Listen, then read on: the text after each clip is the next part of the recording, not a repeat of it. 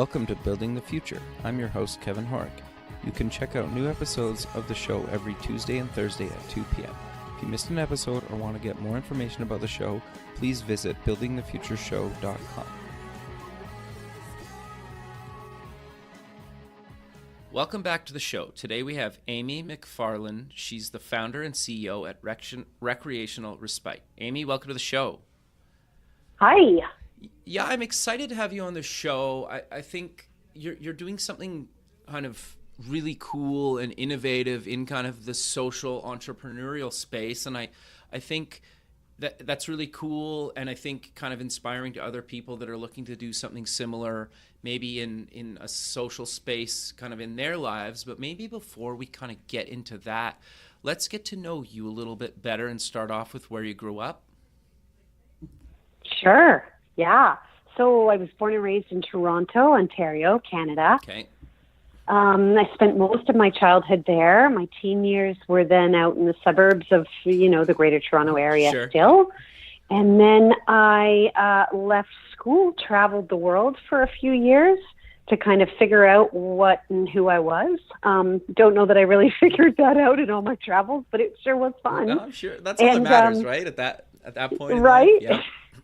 Yeah, learned a lot about other people, and I think that's where my fascination started for social work, like social enterprise kind of work, social services to serve others, and that kind of thing. So the experience of travel and diversity, Sure. right, and cultural aspects were really, I was always fascinated by that. So traveled a bit, came home, settled down, got married, had kids. Sure. And then when my daughter was 4 months old, I started my company, Recreational Respite, and my son was 3. So it was really busy times, probably not the greatest time to start a business, but it seemed like a good idea at the time. No, that's fair. I think the interesting thing, and I have 2 kids myself, and I find that now I'm obviously busier like yourself, but I live and die by a calendar and I make time for things. So I actually probably accomplish more now that I'm busier than I did in my 20s when I was just kind of playing video games or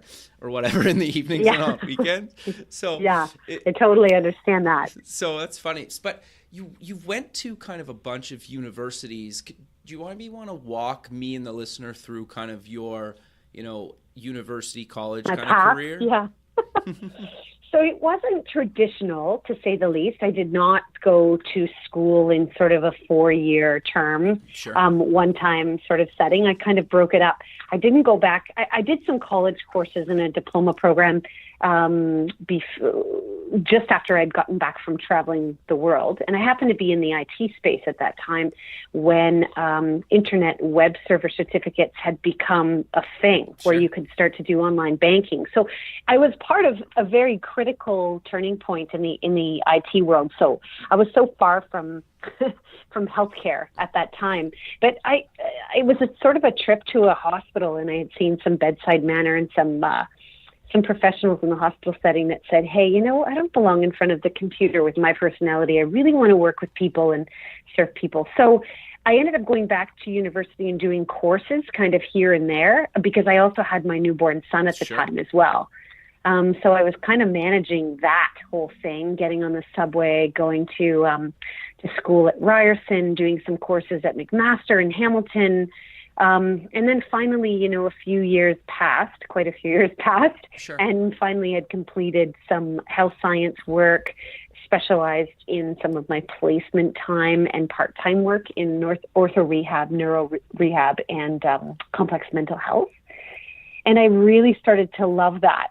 So I started to finally find a path of going into healthcare and identifying more of what I wanted to do ultimately long term, which was to serve individuals who had a variety of needs, really. Sure. No, but I think that's kind of inspiring in itself, because I think some people, at least that I've met over the years, are so scared to go back to school, even if it's part-time or a night course or full-time, or it doesn't really matter.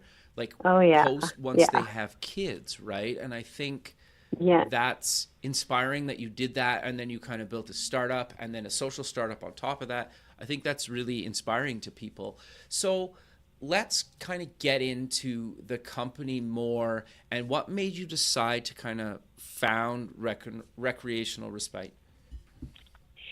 So I had been experiencing different things over the course of my younger years, as most of us do, the loss of grandparents, the loss of friends in school, all of these sort of traumatic and tragic events. And I remember always thinking about the sadness of the lost individual, but what about their families? Like, where do they go from here? How do they reintegrate back into the community? How do they go back to work, like after they lose their daughter, their son? I mean, in my high school, we had quite a few deaths in our graduating year, from like anything from drunk driving to boat accidents to just recklessness, wow. Right? And I remember thinking, like, this can't be normal, like there can't be this many kids 18 years of age that are losing their lives every summer. But, as you grow up, you realize that these things happen, right? Sure, yeah. So this tragedy was kind of around me, and I realized that, like, I just really, really cared. I really, really gave a care about these families and how they were coping. Like, where do they go from here, sure. Really, ultimately? And my cousin also had some disabilities that kind of went undiagnosed until she was closer to 27. Oh, wow. Because my own family was going through lots of their own denial. And really just no knowledge as to how to navigate the system to find out what was going on with her. Sure. The school system had failed them. The community system had failed them. There was no services in place like we have now, 27 years ago, from now, right. Even. So we've come a long way. But when I started doing my placement hours as a personal support worker, because that's kind of where I started, sure. I started to really see the recreation therapists and how they were engaging with patients. And their role was to identify ways to engage someone who'd been affected by these major traumas. In some cases, they were motor vehicle accidents, and these, young and old patients had to be reintegrated into society. Sure. And the rec therapists took on those roles, and that to me was fascinating because they were doing it through avenues of recreation and leisure. They weren't doing it through avenues of medical models, right? They weren't doing it through, we're going to fix your legs so that you can walk again, which is all very critical, don't get me wrong. But I just loved the fact that they were looking at this holistic person going, what did they enjoy? What's their sense of worth, their role, their purpose? How do we identify that?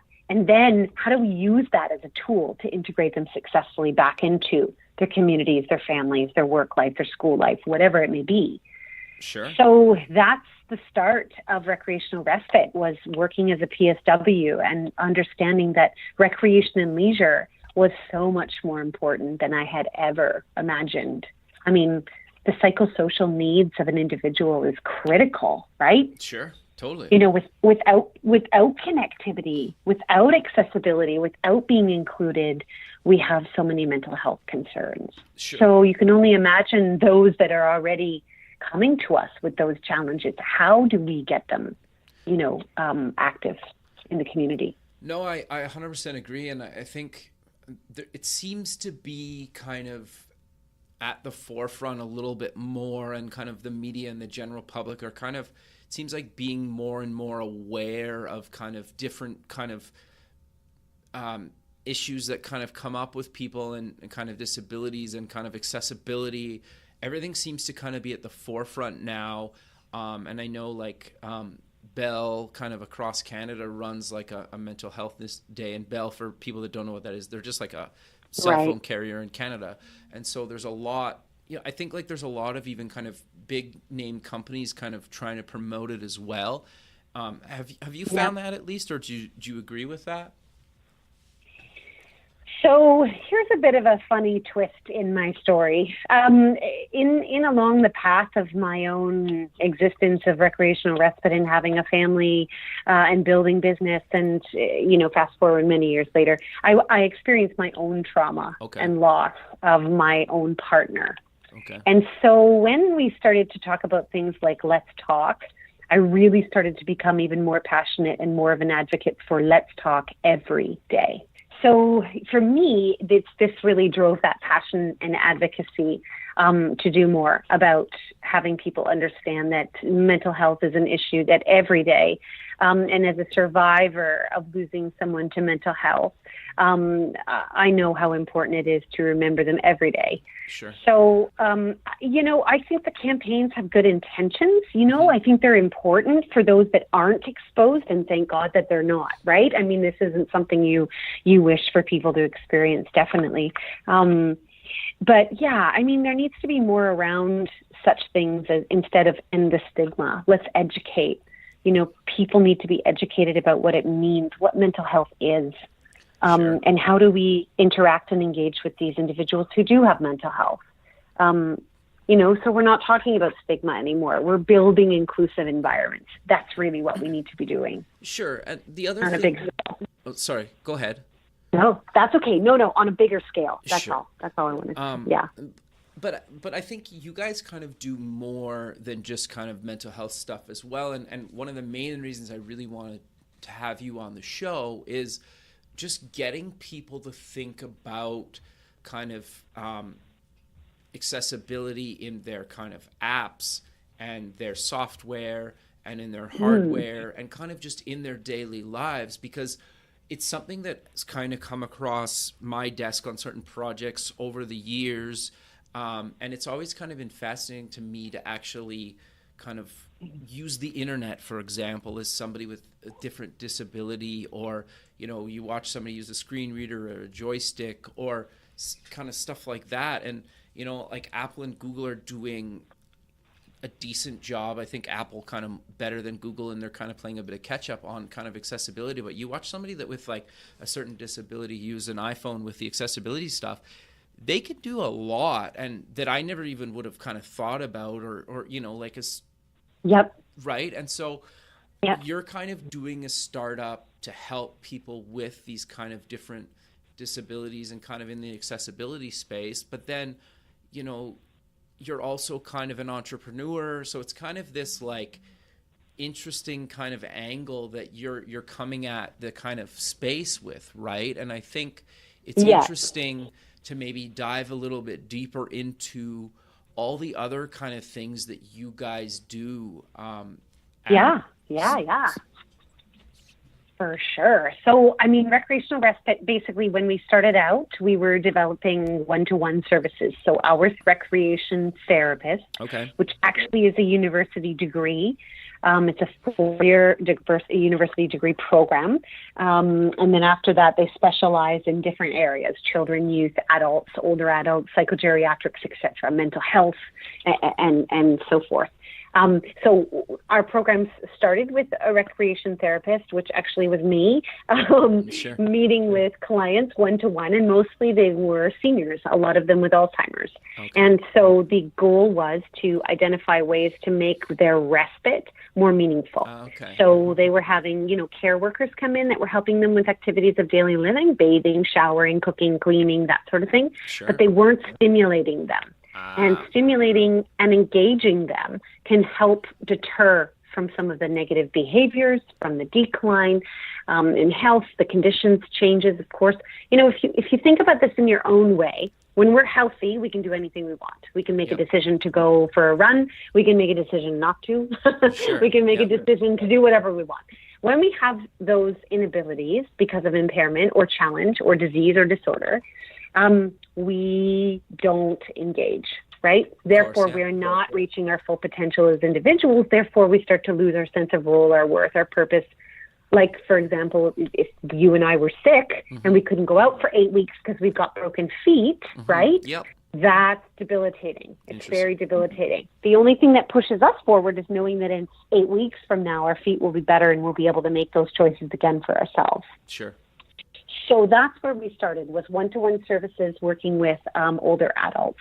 That quickly evolved into working with children and youth because, of course, we have a large number of individuals with autism, with other intellectual and developmental disabilities as well.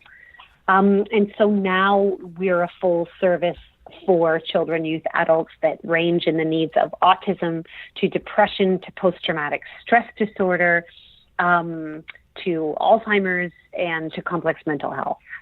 So Sure. anyone that has an inability to engage or participate in their community would be someone that we would work with. Sure. And we work on specific goals. So that's our service base started there. Got you. Then we started to realize that these individuals really wanted an opportunity to come together in a group setting for more of an inclusive opportunity. Yep.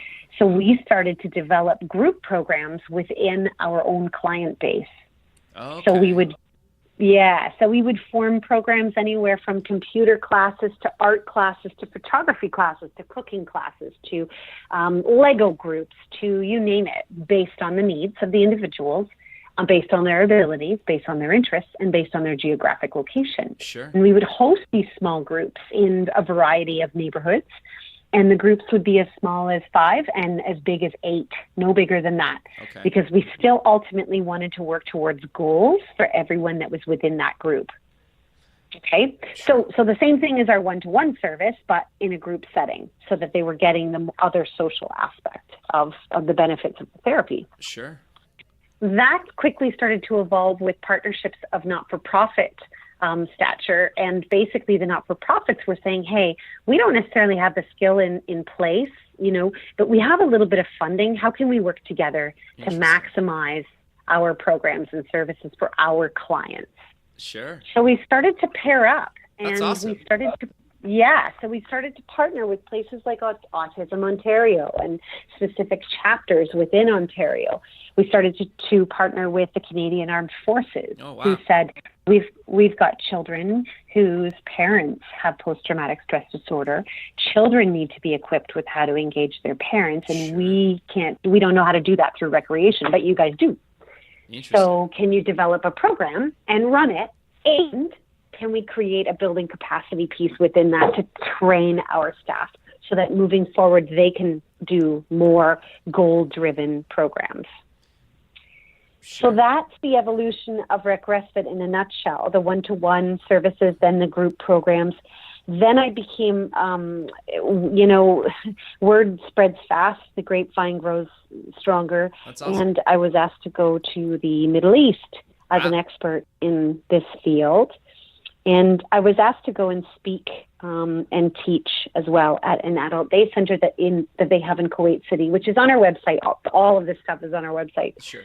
And my role there was to build capacity again. So teach the staff there what to do with their clients based on their clients' needs, abilities, interests, and strengths, because they were still doing Duplo puzzles and primary blocks.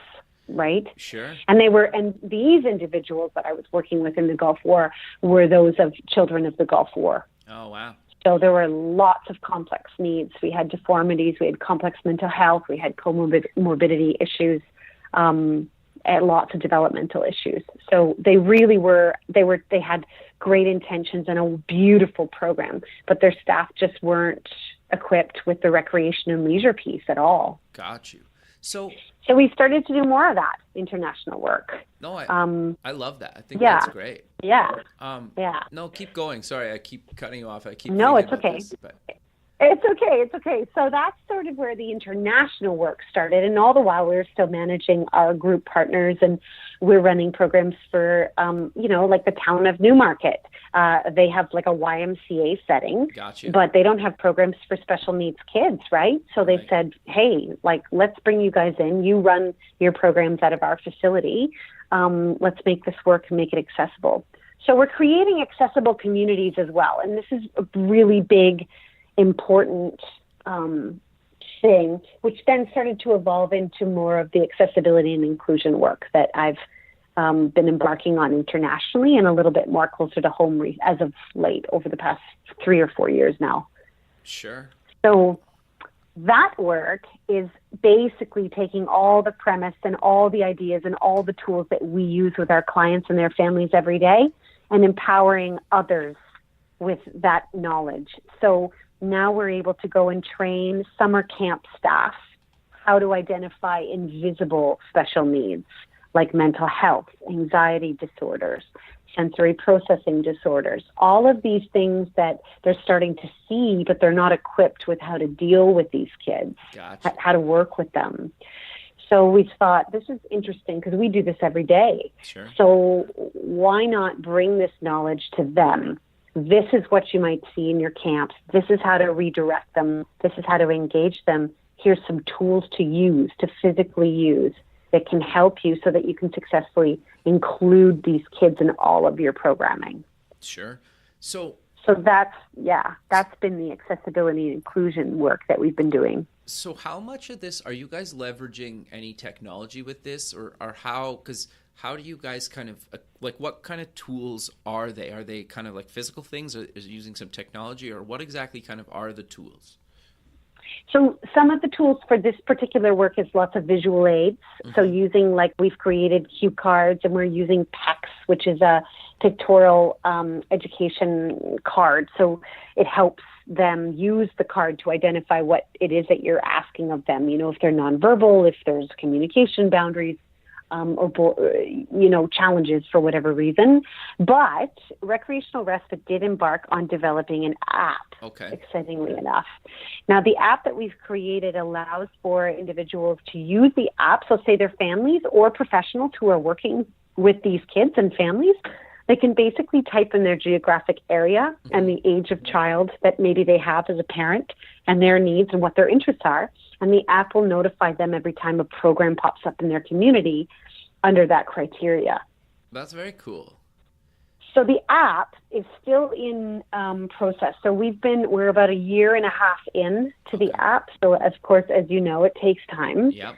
And it's sort of in its own testing phase right now, but it will be free to use. Okay. And because we're a Canadian-based company, the programs listed will be Canadian-based. However, the resources listed will be accessible by anyone all over the world. That's awesome. No, I think that's so anyone great. can, yeah.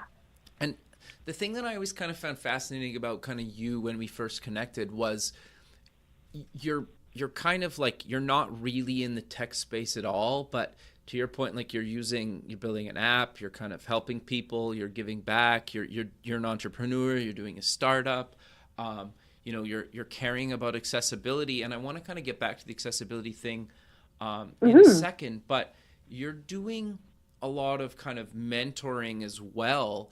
And so kind of how did you get into that? And maybe, do you want to maybe cover a little bit of the companies that you've been kind of mentoring?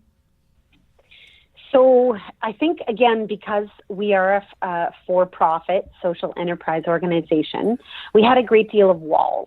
Okay. The barriers around working with not-for-profits and for-profits. There are still a great many silos. Sure. And those silos, unfortunately, exist, but they create a barrier to accessible programming. Sure. And that's the unfortunate part. So for me, because this is totally a socially based program and service, we try to make services as accessible without the dollar factor as possible. And the best way to do that was to partner with organizations that need the expertise but don't they don't have it, but they have to. But it's part of their mandate to provide certain programs and services as well, right? Sure.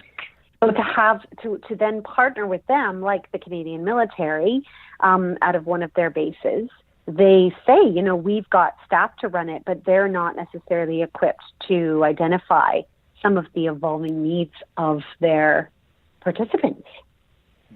So it's and then the Salvation Army, we worked with them for a little bit as well. Same thing. Nice. And these are teams of like developmental service workers and social service workers. These are people that are educated and have skills, but their focus isn't on recreation and leisure, right? Their focus is on a different avenue of life skills.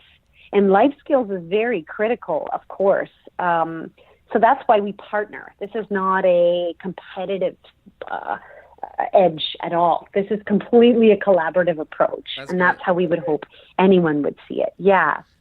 So that's how we would form those partnerships and say, hey, we have this set of expertise and skills.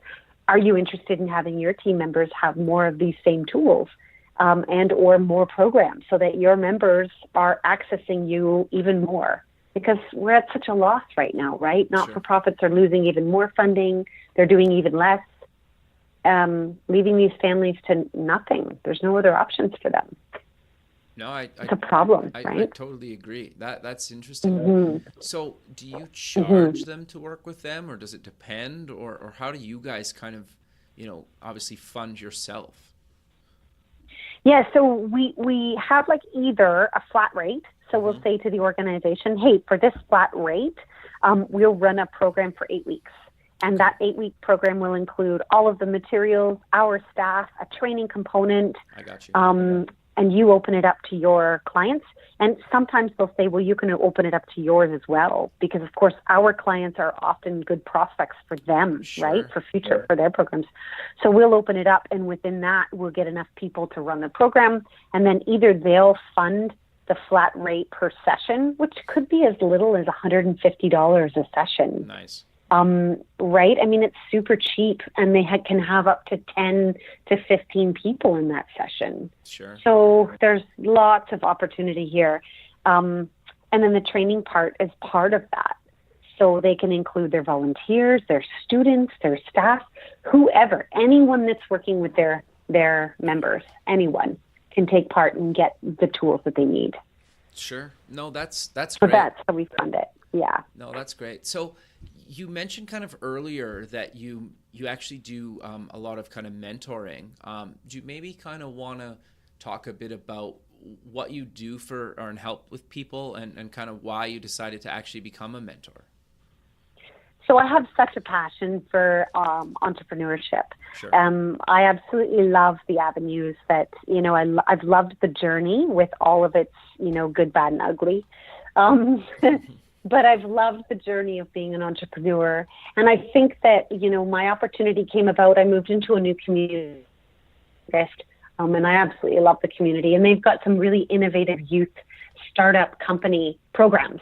And so they were looking for mentors.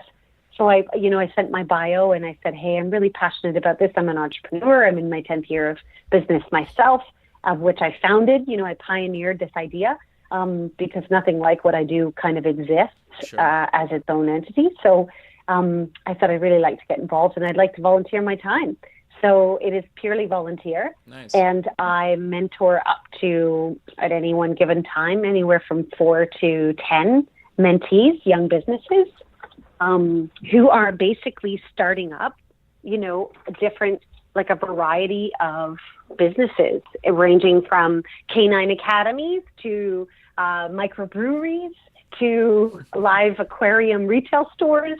And these kids, I say kids because some of them are as young as 15 years old. That's awesome. And some of them are, 33 or 35 years old. Sure. So, yeah, it's pretty awesome. And my role as their mentor is we meet at least once a month. That's part of their mandate, or more, Okay. which is usually more. Sure. Yeah. And we get together and talk about what their plan is, what their vision is, and I help them nurture that. And I absolutely love that, because there's nothing cooler than seeing the energy of that kind of vibe. It's pretty cool. Totally. I wish I could do that full time. Maybe one day, right? At this point. Yeah, one day when I'm retired, if I ever retire, which probably isn't going to happen. But yeah, I love the mentorship role. And I think that it's so great to be able to empower these kids. I'm also a certified adult educator. Okay. So for me, the teaching component is I love teaching. It's the advocacy part is me that I absolutely love. That's my favorite part of my role as an entrepreneur, for sure. No, teaching others. No, that's great. So I kind of Yeah. want to go back to the accessibility thing for a second.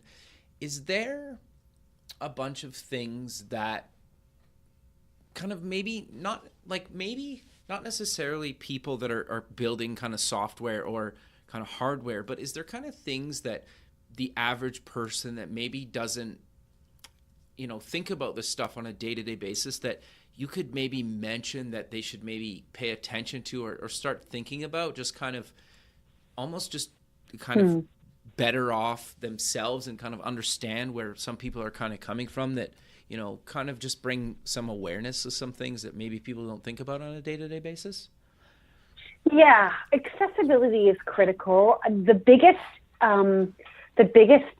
thing I would say with regards to accessibility is not the bricks and mortar of buildings Okay. And not even necessarily the recent, which is here in Ontario, of course, not necessarily everywhere, but what we have here is the AODA, Yeah. right? It's the Ontario Disabilities Act. There's something similar in every province in the country. Yeah.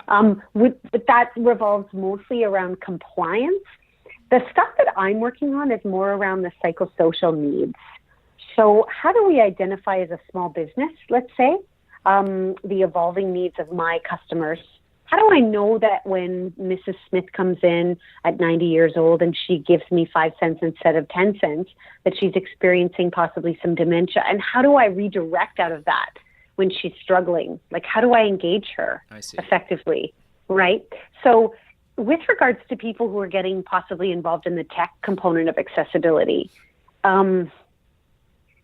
I really see it as necessary as people addressing the emotional, psychosocial needs of these changes in the community from an accessibility perspective, if that makes sense. No, I think that makes sense, because part of me, like, I guess I see it as like a lot of kind of maybe older people sometimes, maybe they've never had a computer and their first kind of interaction with the internet might be through, like, say, an iPad, or, you know, they like FaceTime with their grandkids. And, you know, like, my kids, obviously grandparents and whatnot, they both FaceTime sometimes. And my kids are fortunate enough that all their grandparents kind of live around, like, in the city, but sometimes they travel to, because they have a lake lot in another province, but so they still kind of FaceTime. But it's interesting just to kind of watch different age groups interact with technology, and kind of how some things that you're just like are so simple can be such a challenge to somebody that maybe doesn't come from a tech background, or the internet's kind of their, you know, their first device was maybe an iPhone or an iPad or both, right? And so I know what you mean. And here's the other thing. I don't know. I also did some mentoring, and I take in a lot of students who are working on their final year in software engineering. Oh, interesting. And so sometimes, like, that's actually how we had our app developed, was a small group from the Capstone project. Nice. And they were responsible for creating the app. They picked us. We had to submit sort of what we wanted them to do. Right. And they picked sort of our goal, because they loved what we were trying to create in terms of programs that were accessible to this particular clientele, right, and their families. Sure. So they developed the app for us, like utilizing students' expertise around that. And then I kind of mentored them with respect to this part of the business, because they're techie, but they're not necessarily in the healthcare world, right? So they're like, well, I can build this for you, but, like, what's it going to do? How's it going to help people? Sure. So I would suggest, I mean, we need more accessible programs, meaning that we need things to be accessible on the computer or otherwise for people and their families. But a lot of families, like, if we could create something for their families, caregivers themselves, to access, to help navigate systems, to help identify structure, because we have a lot of families that act out of crisis too, right? And once you're in crisis, you don't remember step 1, 2, and 3, right? Sure. You just need to know how to get to step 3, and they're going through so much at the same time that they don't remember.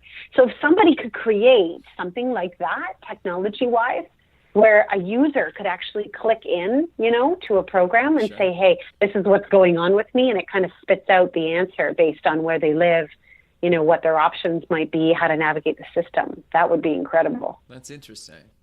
Just throwing it out there to maybe you. I don't know. I think that's interesting, right? Because but that's partly why I really wanted to have you on the show, is to get people kind of thinking in that space, right? Because I think like a lot of people, and not necessarily just young people, they're like, they want to be the next, like, Snapchat, for example, right? And it's like, well, sure, you're basically just building a distraction app. It's not really making your life better or lives of other people better, right? Like, it's just filling time. And there's nothing wrong with that. And I don't mean it in, like, a negative way, but I like having people on the show like yourself that are, you know, actually trying to help people, right? And so, and just kind of like, if just this show can inspire somebody to think, like, you know what, like, my grandparents struggle with this thing, and I could build a little app that did this or that, and it would help. Like, I think that would be awesome, right? I think that would be great. Yeah, absolutely.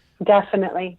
Well, and I'd love to be involved if any of your listeners or yourself or however this works out, definitely. Because have you heard of like dementia hacks and things like that? Have you heard of the big hack fests at all? Do you have those in Alberta? Okay, so here in Ontario, we have these amazing things called Hacker Nest. Okay. And Hacker Nest changes to different topics. So we recently just had Dementia Hack. And Dementia Hack is a bunch of software students. I don't know the technical terms, sorry, that's totally out of my realm. But basically they come together, they sign up, they volunteer their time. It's 3 days of basically no sleep and all but create. And for the Dementia Hack, it was building tools for caregivers to use. And at the end of the Dementia Hack, somebody wins, but there's a panel of judges that helps decide who wins. And whoever wins gets a bunch of money to then further their app development specifically to what they were competing for in the Dementia Hack. But there's also like other hacks, like there's like Autism Hack, and there was, okay, it's not coming to me now, but so they're hosting these. So Hacker Nest is the company. Okay. And they're Canadian, and they're hosting these different hacks around the world. That's awesome. And bringing out all kinds of people to create new technology-based solutions. Yeah, it's pretty awesome. No, that's really great. But sadly, I was a neighbor for that too. Yeah. No. So I was a mentor for that as well, and helped them build ideas as to what they should build. So yeah, definitely would get involved with more of that. No, that's great. But sadly, we're coming to the end of the show. So let's maybe close with where people can get more information about yourself and the company online. Sure. So our website is full of great information. It's www.recrespite.com. So it's RECRES as in Sam, P for Peter, ITE.com. Perfect, Amy. Well, I really appreciate taking the time out of your day to be on the show, and I look forward to keeping in touch with you, and have a good rest of your day. Thanks, Kevin. All right. Thank you. Bye. Take care. Bye.